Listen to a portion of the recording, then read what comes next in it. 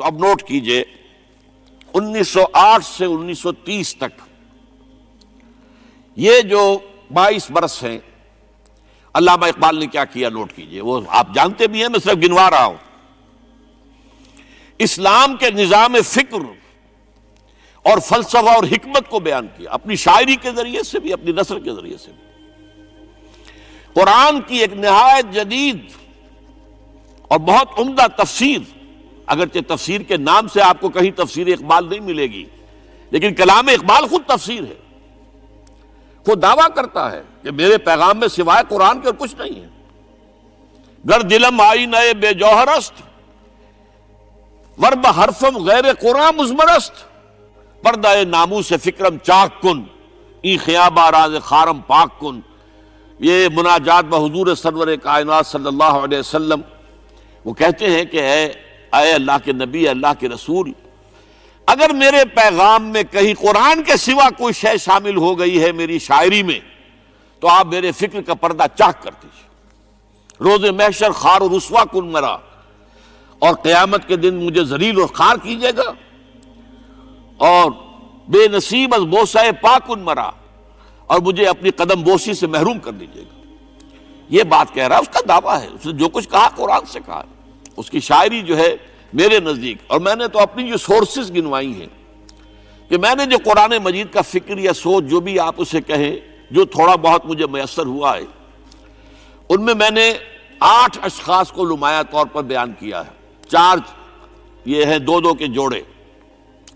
2 ابوین ہیں، ابو الکلام ابو العلا مودودی، ابو الکلام آزاد. 2 دکترین ہیں، doctor Iqbal, doctor Rafi الدین. 2 شیخین ہیں، شیخ الہند مولانا محمود حسن، جن کا ترجمہ ہے قرآن مجید کا، اور اس پر حواشی ہے شیخ الاسلام شبیر احمد عثمانی کے. 2 ہی عین مولانا فراہی اور مولانا اصلاحی، جنہوں نے قرآن مجید کے مضامین کے اندر جو اندرونی نظم ہے اسے واضح کیا. علامہ اقبال میری ایک بہت بڑی سورس ہے، بلکہ سب سے زیادہ گہرا اثر مجھ پر جو ہے بچپن سے جو ہوا ہے وہ تو علامہ اقبال کا ہے. 5ویں جماعت کا طالب علم تھا جب ان کا یہ شعر میرے ذہن میں کہیں چپک کر رہ گیا ہے، جواب شکوہ کا: وہ زمانے میں معزز تھے مسلمان ہو کر، اور تم خوار ہوئے تارک قرآن ہو کر. پھر علامہ اقبال نے مغربی فکر پر شدید تنقید کی، بہت بڑا ناقد، اور خاص طور پر مغربی تہذیب جو ہے اس کی نفی کی. یہ سارا کام کیا، اور اس سب سے بڑھ کر وہ تجدید ملت اسلامی کا علمبردار بن سامنے آیا. اس نے خوشخبری دی کہ دنیا میں اسلام کے غلبے کا دور آنے والا ہے. ملت اسلامیہ جو اس وقت دبی ہوئی ہے، پسی ہوئی ہے، پوری دنیا میں پامال ہے. آپ کو معلوم ہے کہ پہلی جنگ عظیم کے بعد کیا صورت ہو گئی تھی.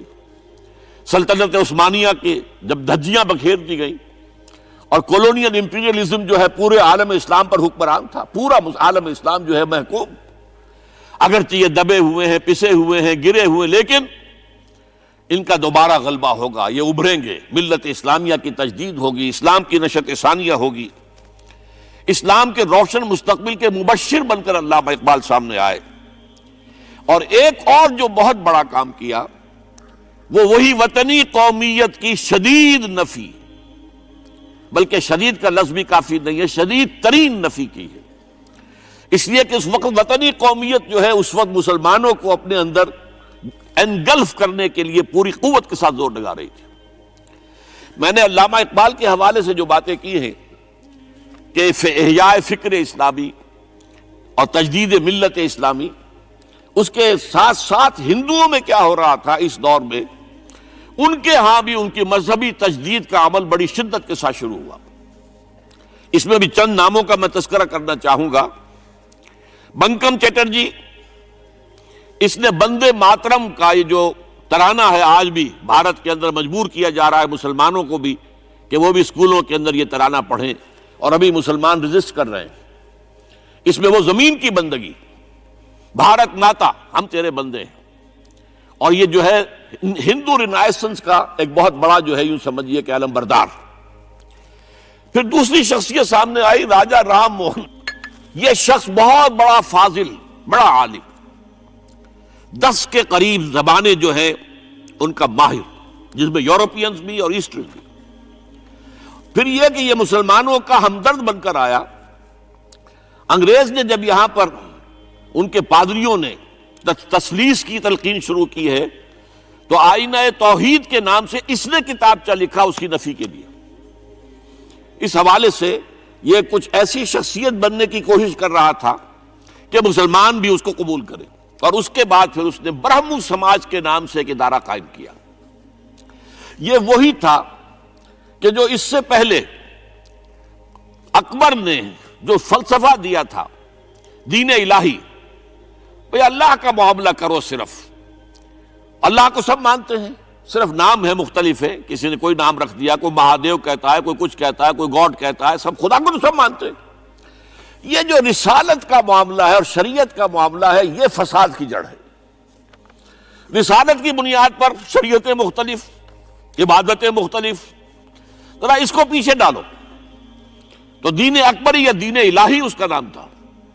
اس کے اندر بھی در حقیقت کوشش یہ تھی کہ تمام مذاہب کو ایک ہاون دستے میں ڈال کے اور اس کو کوٹ کے اور چھان پیس کے ایک صفوف بنا کر ایک کامن مذہب ہندوستان کا وجود میں لایا جائے۔ بہرحال اس وقت اللہ تعالیٰ نے کھڑا کیا ہے حضرت مجدد الفسانی رحمۃ اللہ علیہ کو، کہ جنہوں نے اس فتنے کی سرکوبی کی۔ اس نے بھی مجلس ایزدی کے نام سے ایسا ہی ادارہ شروع کیا، اور یہ گویا کہ ٹھنڈی چھری کے مانند، اس لیے کہ اسلام کا دار و مدار تو رسالت پر ہے۔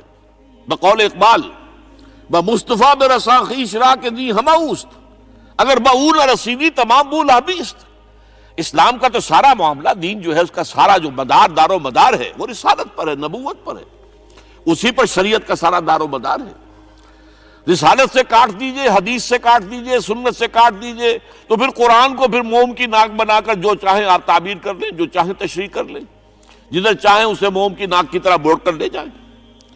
بہرحال اس معاملے میں بھی پھر ایک تیسری تحریک جو شروع ہوئی وہ بہت ملیٹنٹ تھی، آریہ سماج، دیانند سرسوتی نے۔ یہ ملیٹنٹ تھی اور بڑی اس کی جو ہے پذیرائی ہوئی ہندو معاشرے میں۔ انہوں نے کھل کر یہ کہا کہ ہندوستان صرف ہندوؤں کا ملک ہے، یہاں مسلمانوں کے لیے کوئی جگہ نہیں، لہذا یا ہندو ہو جائیں مسلمان اور یا پھر یہاں سے ہجرت کر جائیں۔ کھل کر آریہ سماج، اسی کے تحت پھر مہاسبھا بنی، اسی کے تحت آر ایس ایس، انتہائی ملیٹنٹ آرگنائزیشن جو ہے ہندوؤں کی، یہ سب جو ہے دیانند سرسوتی کا۔ یہ اسی طریقے سے پھر شدھی کی تحریک شروع ہو چکی تھی، ریکلیم کرو مسلمانوں کو، یہ ہم ہی میں سے تھے، ان کے آباء و اجداد کہیں جو ہے مسلمان ہو گئے، انہیں واپس لو۔ چنانچہ راجستھان کے علاقے میں جہاں بڑی جہالت تھی، مسلمانوں میں علم نہیں تھا، بس کہیں بزرگوں کے کسی زیر اثر فیض سے، کسی صوفی کے، وہ اسلام تو لے آئے لیکن تربیت کا کوئی انتظام ہوا ہی نہیں، مسلمان حکومتوں نے کیا ہی نہیں، کچھ بھی نہیں کیا۔ تو نتیجہ یہ نکلا کہ بڑے پیمانے پر شدھی کی تحریک ہو رہی تھی۔ میوات کے علاقے میں بڑی تیزی کے ساتھ مسلمان جو میو تھے وہ ہندو ہو رہے تھے۔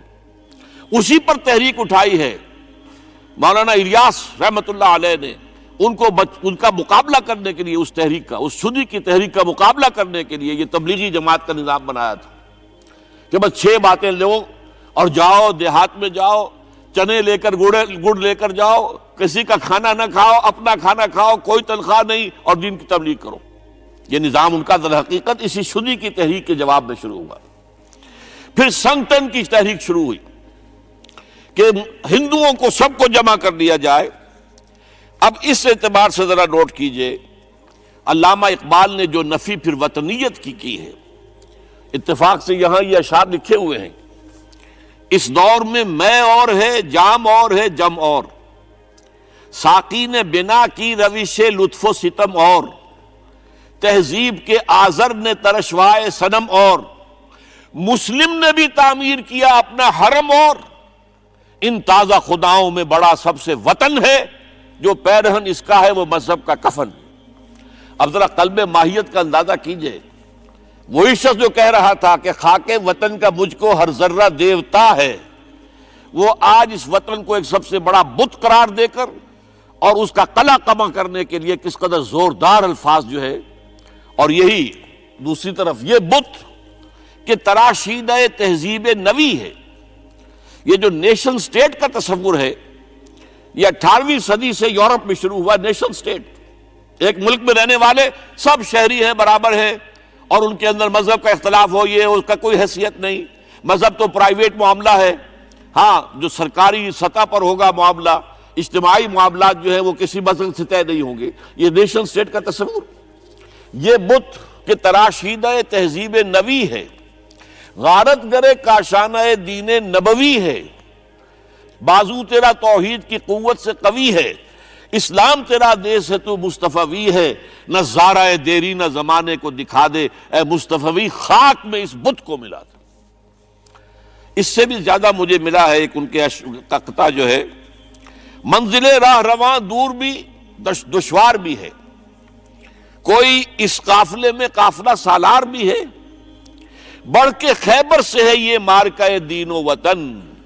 خیبر، غزوہ خیبر سے کہیں بڑھ کر یہ دین و وطن کا مارکہ، کہ ہمارے نزدیک ہماری قومیت کی بنیاد ہمارا دین ہے۔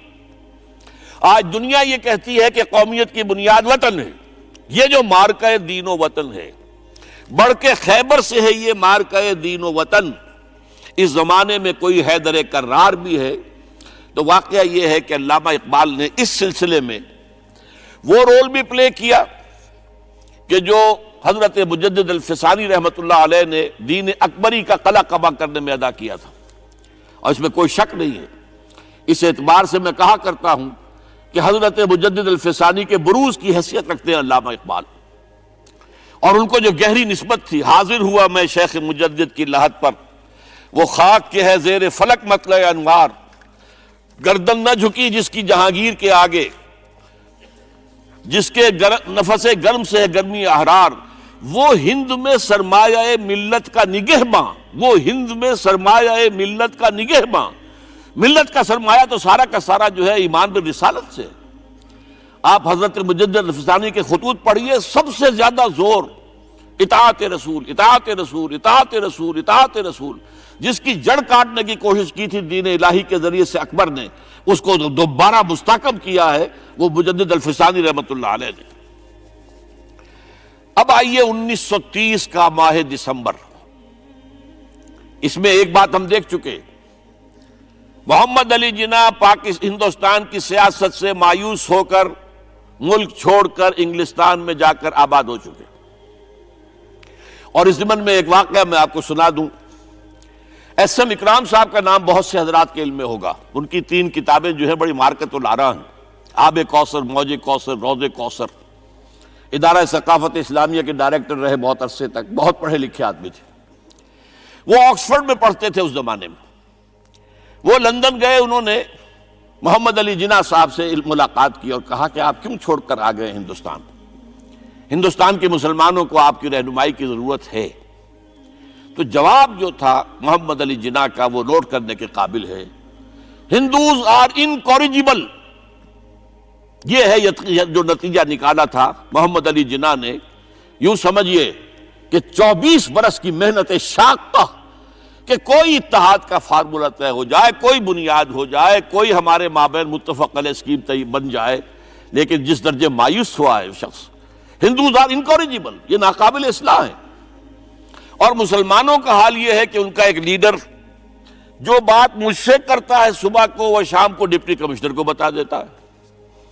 تو اب میں ایسی قوم کی رہنمائی کیسے کروں؟ تو یہ میں نے آپ کو یہ واقعہ بھی سنا دیا کہ وہ مایوسی کا عالم کیا تھا۔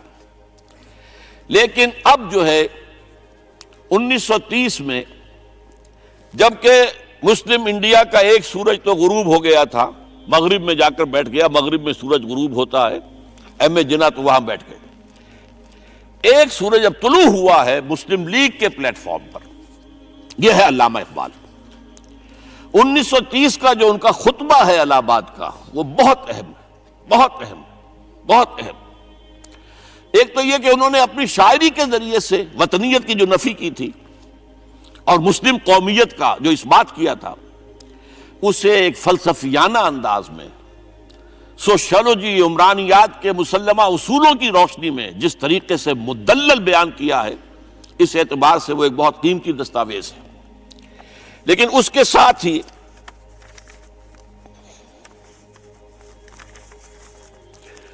انہوں نے ایک تجویز پیش کی، اور یوں بھی کہیے کہ ایک پیشن گوئی کی۔ وہ پیشن گوئی یہ تھی کہ ہندوستان کے شمال مغرب میں ایک مسلمان ریاست قائم ہوگی، اور پھر یہ بھی کہا میں مطالبہ کرتا ہوں کہ وہ قائم ہو۔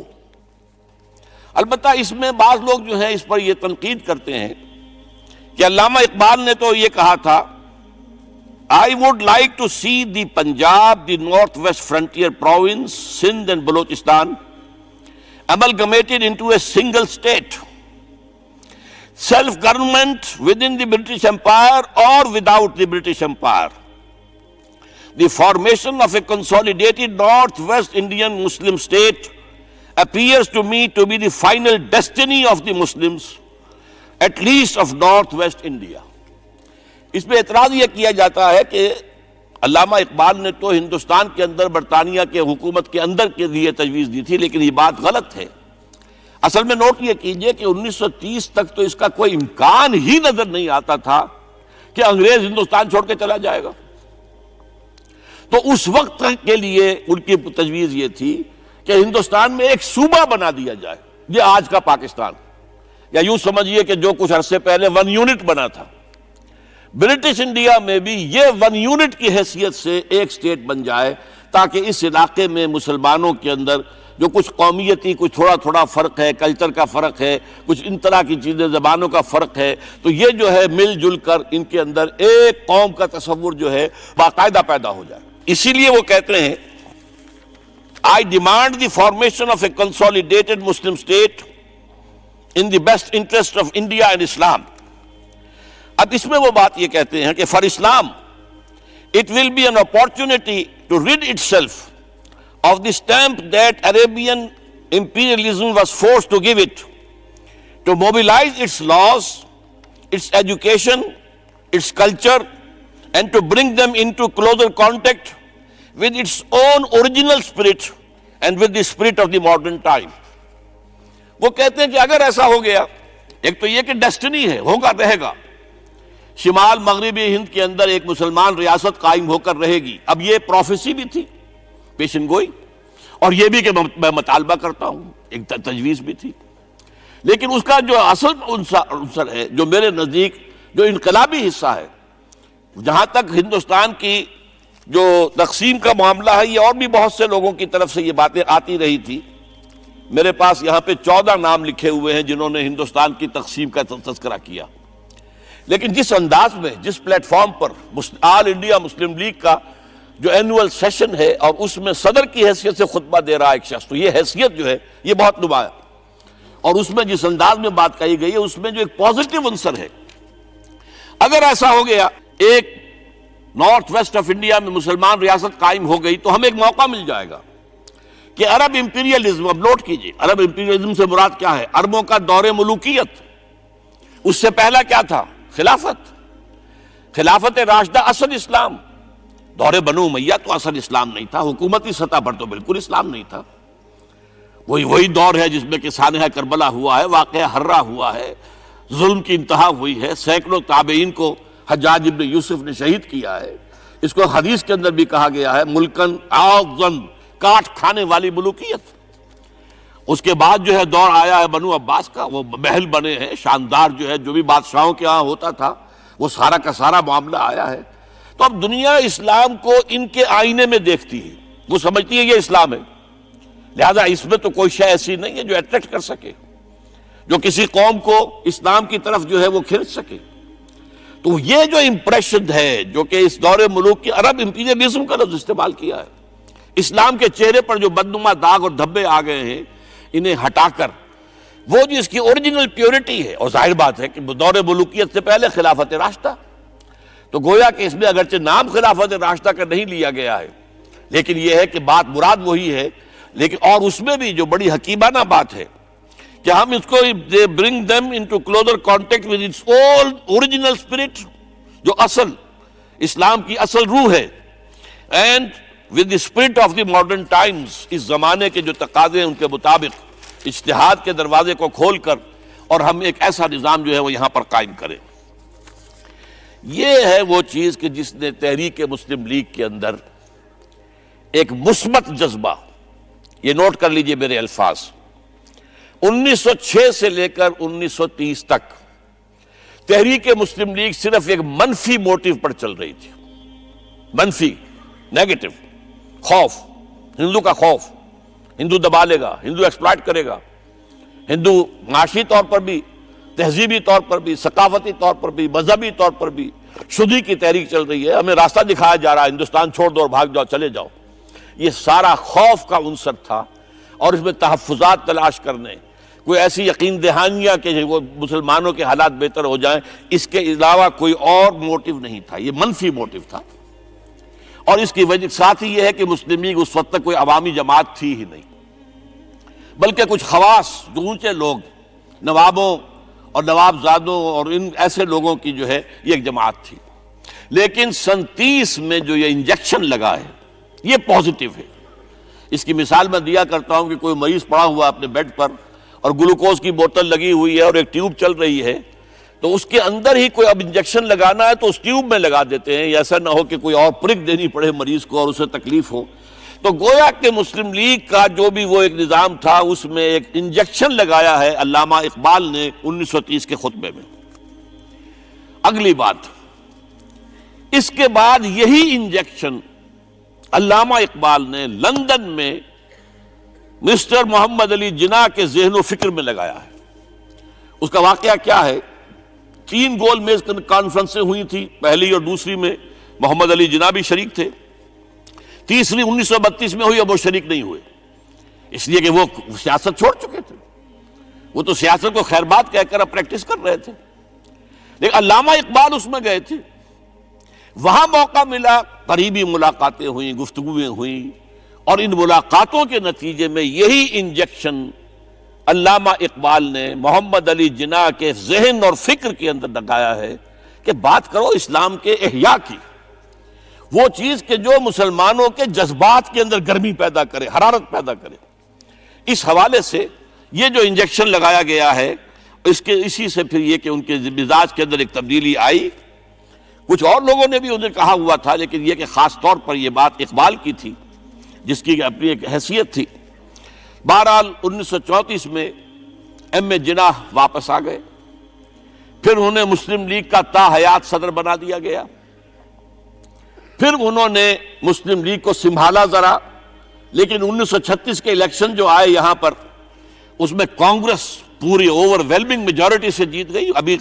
ابھی محمد علی جناح کو موقع ملا ہی نہیں تھا کہ ابھی مسلم لیگ کو سنبھال سکتے، اور ان جو وزارتیں بنی تھیں اس دور میں کانگریس کی، انہوں نے جو سلوک مسلمانوں کے ساتھ کیا، جو مظالم ڈھائے، جو انہیں دبایا اور ان کے حقوق کو پامال کیا، اس سے وہ نیگیٹو جو ایک موٹیو تھا وہ بھی اور قوی ہو گیا۔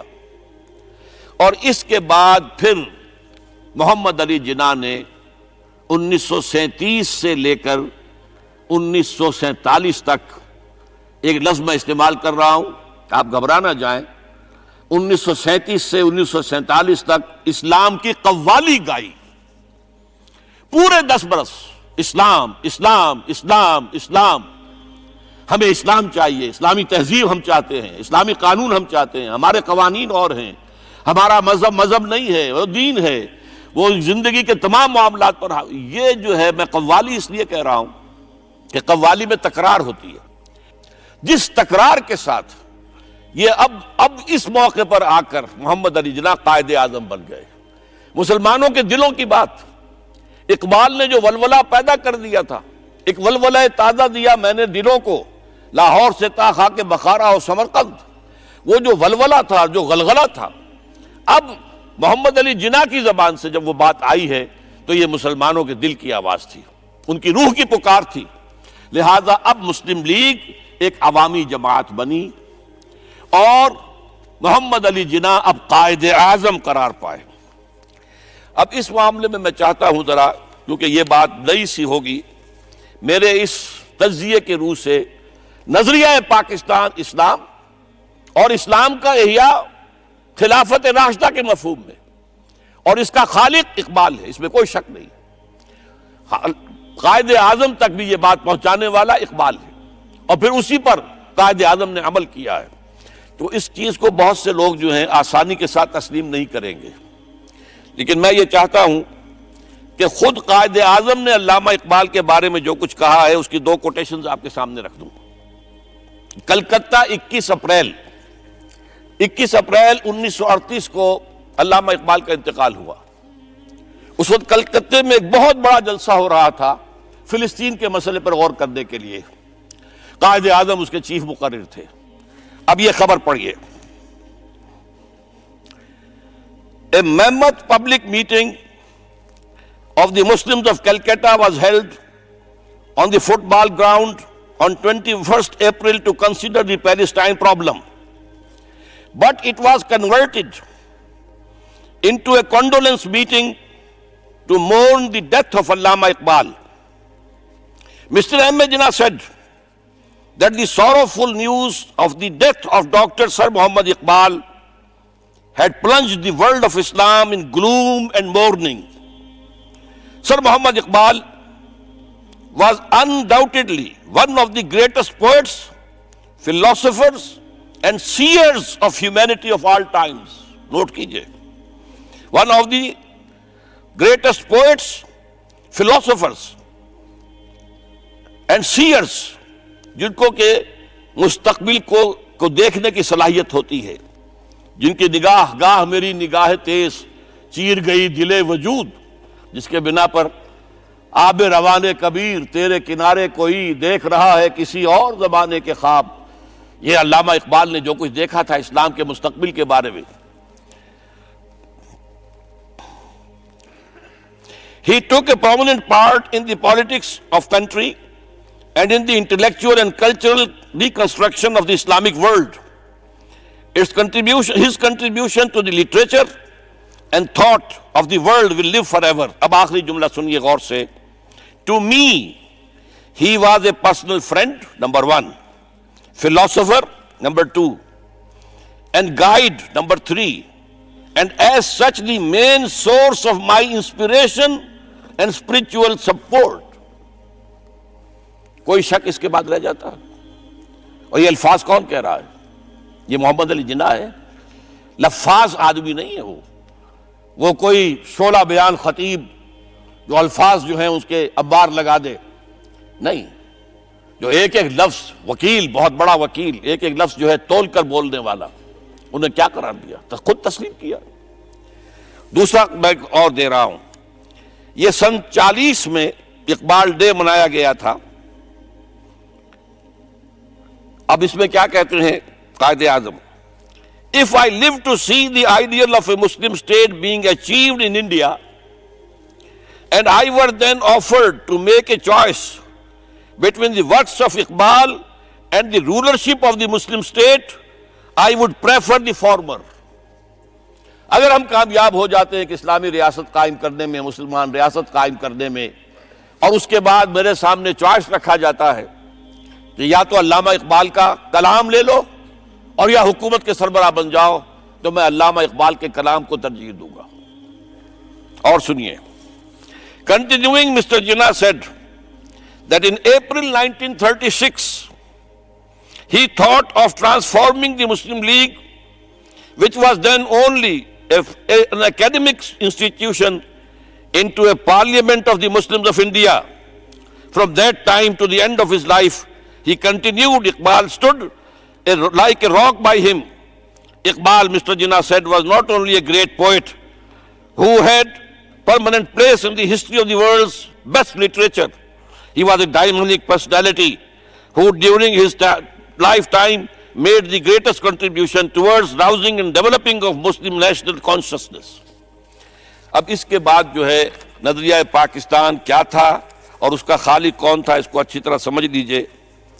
بہرحال یہ وہ معاملہ تھا کہ جب قائد اعظم نے اسلام کا جو ہے راگ الاپا ہے یا قوالی گائی ہے، تو اب اس کے نتیجے میں جیسے قوالی میں ہوتا ہے قوم کو حال آ گیا. آپ ذرا سوچئے، مسلم لیگ کو مائنورٹی پراونسز کے لوگوں نے کیوں ووٹ دیے تھے؟ کیا یو پی کبھی پاکستان میں آ سکتا تھا؟ کیا مدراس کبھی پاکستان میں آ سکتا تھا؟ کیا بامبے پاکستان میں آ سکتا تھا؟ کیا سی پی پاکستان میں آ سکتا تھا؟ پھر ذرا سوچئے، عقل کے خلاف بات نظر آتی ہے۔ یہ حال میں آنے والے کا معاملہ ہے، جہاں جذبات کی جو ہے وہ حکمرانی ہو جاتی ہے، عقل ایک طرف رہ جاتی ہے۔ ورنہ کیا بات ہے، ان کے تو اسلام پاکستان کے ساتھ کوئی تعلق نہیں ہو سکتا، تو پھر مسلم لیگ کو ووٹ دے رہے ہیں، پاکستان کے لیے ووٹ دے رہے ہیں۔ پاکستان کا ریزولوشن 47 میں ہو چکا ہے، اور 46 کے الیکشن میں مسلم لیگ کامیاب ہوتی ہے پورے ہندوستان میں، the majority provinces as well as the minority provinces, جس میں کہ مسلم لیگ کو جو ہے پورے ہندوستان کے مسلمانوں کی واحد نمائندہ جماعت ہونے کی جو ہے ایک حیثیت حاصل ہو جاتی ہے۔